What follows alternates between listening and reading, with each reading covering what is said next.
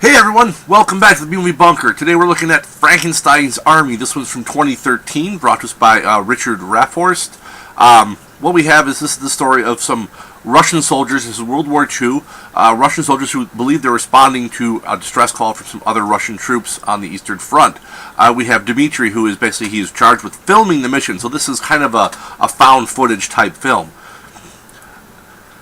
What they find isn't quite what they expected. What they run into is a descendant of the original Dr. Frankenstein, and these are the new abominable creations that he is making. These impractical, unbelievable, just original-looking creatures. I mean, guys with drills for arms and saws, and just the creativity of the creatures is what really makes this movie worthwhile. I'm not going to say it's a great movie. It's a decent movie, but the visual effects of the creatures is what really makes this one stand out, and I think it makes it worthy of a watch.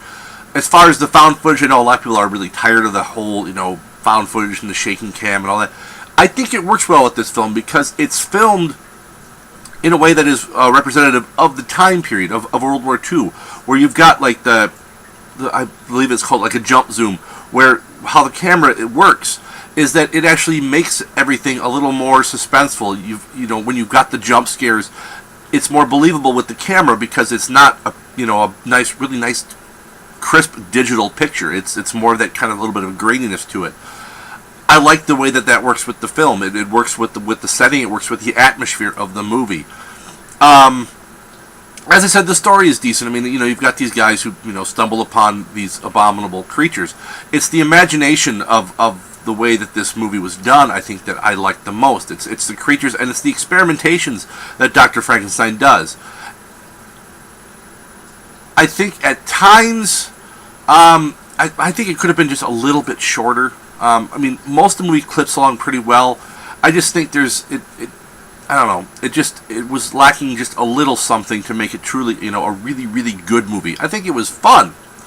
So, I got my enjoyment out of it, so I mean, I'm not going to complain about that. As I said, the effects were great. I think the editing and the makeup people, they did amazing work. This is some of the most original creatures that I've seen in quite a while in a film that has monsters and stuff like that.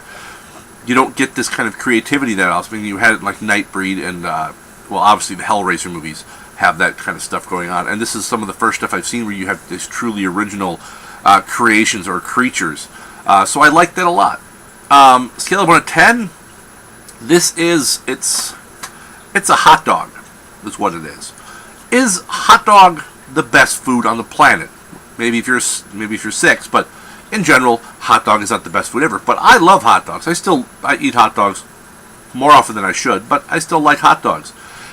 But when you break down what a hot dog is, it's this amalgam of things. It's this crazy experiment of all these different parts that are mixed together to create this one thing that is still enjoyable. If you don't like hot dogs, well then I can't help you, and you're probably a communist, which then you may have enjoyed this because it had Russian soldiers anyways. And I know some of you are vegetarians, but not everyone's perfect. But yeah, that's what this was. It was an enjoyable little feast, but it's not the best thing ever. So that's all I really have to say about this one. I would say if you liked Hellraiser, if you liked Nightbreed, if you like those types of movies, if you like zany creatures, if you like kind of a biodiesel punk kind of thing, check this one out. It was fun, if nothing else. So that's all I have for this one. Till next time, you all stay safe out there in the wasteland, folks.